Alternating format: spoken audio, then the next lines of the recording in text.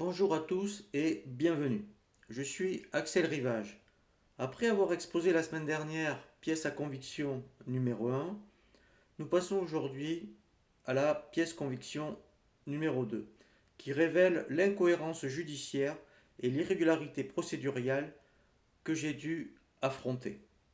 Après avoir déposé plainte pour ma fille et suite à l'audience de l'UAED, j'ai donc déposé plainte et je n'ai été auditionné par l'inspecteur de police que 5 mois après ma plainte, où pendant 5 mois, effectivement, j'ai protégé ma fille et je n'ai pas présenté ma fille à sa mère. Donc, je vous invite à voir pièce de conviction numéro 1.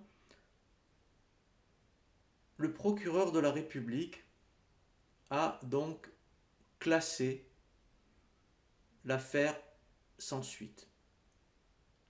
Mais il confirme l'infraction. Mais il indique que juste une suite administrative paraît suffisante. C'est-à-dire qu'en fait, uniquement une audience au JAF suffira. Je rappelle que ma fille et moi avons eu 15 jours d'ITT. Il y a eu un signalement au procureur de la République, une information préoccupante, et malgré ça, le procureur de la République estime donc que l'auteur des faits a bien confirmé une infraction, mais une suite administrative suffit.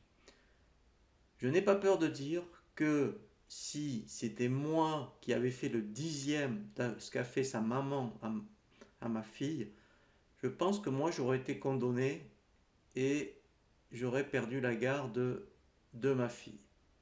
Suite à ce avis de classement sans suite, je vais quand même vous expliquer comment s'est passée l'audience de ma fille avec l'inspecteur de police de la brigade de la famille qui a été dans l'irrégularité la plus complète. C'est aussi pour ça que le procureur de la République a classé sans suite puisqu'il a suivi les recommandations de l'inspecteur de police. 5 mois après avoir déposé plainte, donc, je me suis retrouvé tout seul devant cette situation. Et en fait, l'inspecteur de police était très en colère contre l'UAED, puisque, comme il m'a dit, en fait, il n'a eu le rapport de l'UAED que 5 mois après les faits. Et en fait, il était très en colère parce que, en fait, lui, il avait demandé donc ce rapport dès le début, au troisième trimestre 2018, puisque je rappelle, j'ai été convoqué qu'au deuxième semestre 2019, parce que donc l'inspecteur de police n'a eu ce document que au fin du premier trimestre 2019, et il m'a bien précisé qu'il était énervé que en fait les rapports soient très mauvais entre l'UAED et donc la BPF. Je précise que ma fille n'a pas été auditionnée comme elle aurait dû être dans les locaux de l'UAED et où ça aurait dû être filmé. J'avais vu beaucoup de reportages dans des émissions où en fait, quand c'est des enfants, en fait l'enfant qui est mineur, ma fille n'avait que 10 ans, elle aurait dû être auditionnée à l'UAED et ça devait être filmé. Je l'ai bien précisé à l'UAED et j'ai téléphoné à l'UAED mon mécontentement et ils m'ont dit monsieur, on ne peut rien faire. Lorsque j'ai été auditionné avec ma fille dans les locaux de l'hôtel de police, en fait, cet inspecteur, j'ai été étonné, je lui dis, mais monsieur, est-ce que vous faites que ça? Il me dit, non, je ne fais pas que ça, je fais aussi des flags au niveau de la BAC. En fait, il n'était pas que formé pour la BPF. Et lorsqu'il a auditionné ma fille, je lui ai bien précisé que En fait, ça ne devait être dans les rapports de l'UAED et il me dit, mais monsieur, vous inquiétez pas, j'ai l'habitude. Il reçoit donc ma fille dans son bureau sans moi. Il laisse la porte ouverte et je suis assis, je m'en souviendrai toujours, sur un petit banc dans les couloirs. Et il fait pleurer ma fille pendant 1 heure. Ma fille à cette époque était angoissée, avait fait des crises de tétanie. Je l'entendais pleurer pendant 1 heure. Je vous montrerai dans les prochaines pièces à conviction les propos de ma fille suite à cet interrogatoire par rapport aux services sociaux. Je n'en pouvais plus. Je voulais partir parce que je ne voulais plus entendre ma fille pleurer. Quand il me fait rentrer dans son bureau, ma fille était en pleurs, les yeux rouges. Il s'est vanté que ma fille, en fait, avait vidé toute sa boîte de mouchoirs. Et il m'a répondu texto, monsieur, j'ai autre chose à foutre que de simples torgnoles. Et il me montre tous ses dossiers derrière lui.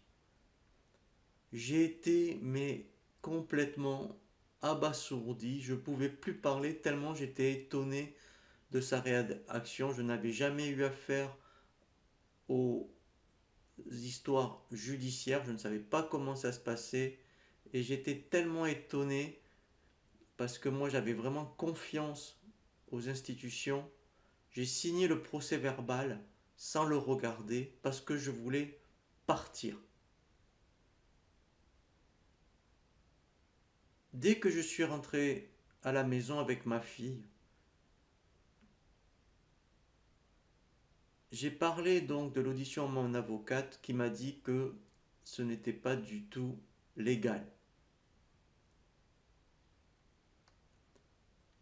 J'ai donc fait un signalement à l'IGPN en ligne et dès que j'ai fait cet signalement, eh bien en fait, ils m'ont confirmé que ma requête était recevable.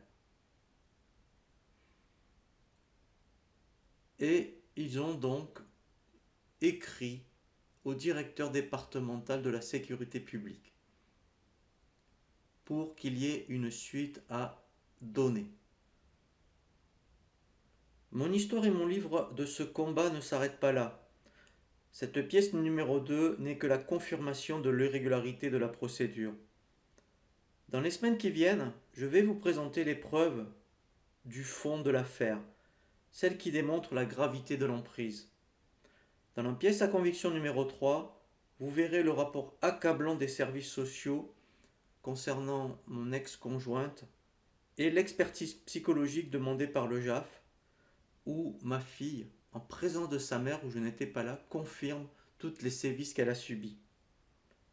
Dans la pièce numéro 4, je vous montrerai les prix personnels et financiers, mes certificats médicaux d'arrêt de travail de plus de 6 mois, ma carte au secours populaire et toutes les factures psychologiques et d'équithérapie de ma fille que j'ai payées moi-même.